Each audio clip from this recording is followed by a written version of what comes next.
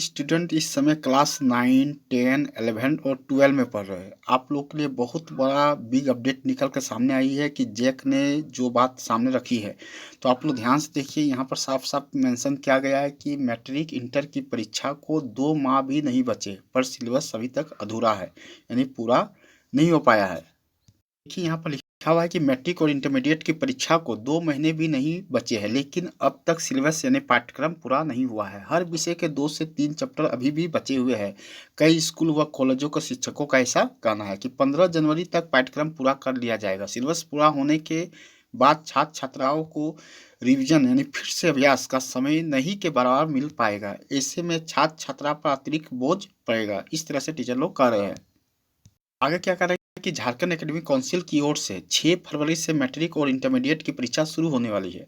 Jack ने इसका schedule पिछले महीने ही जारी कर दिया है, जैसे कि आप लोगों को पता भी होगा।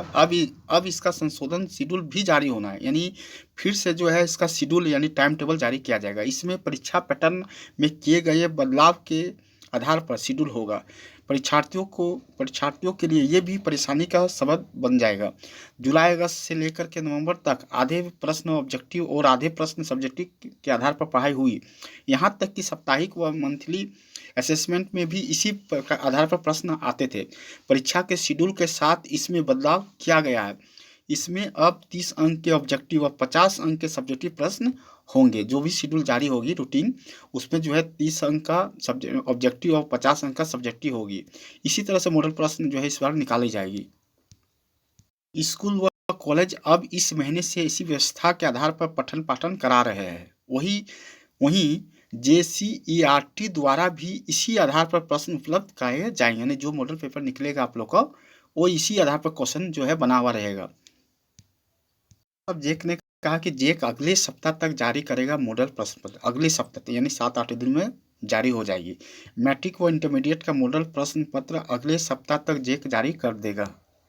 झारखंड शैक्षणिक अनुसंधान व प्रशिक्षण परिषद की ओर से इसे तैयार किया जा रहा है। JCERT जैक को इसे उपलब्ध कराएगा और उसके बाद इसे जैक जारी करेगा।